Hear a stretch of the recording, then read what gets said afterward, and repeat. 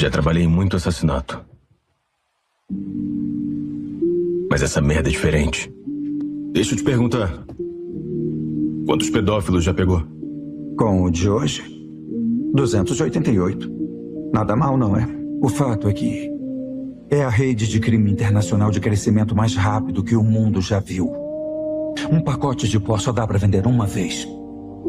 Mas uma criança valiosa, uma criança de 5 anos de idade é vendida 10 vezes por dia. Por uns 10 anos. Quando eu deito na cama, só penso no rosto das crianças.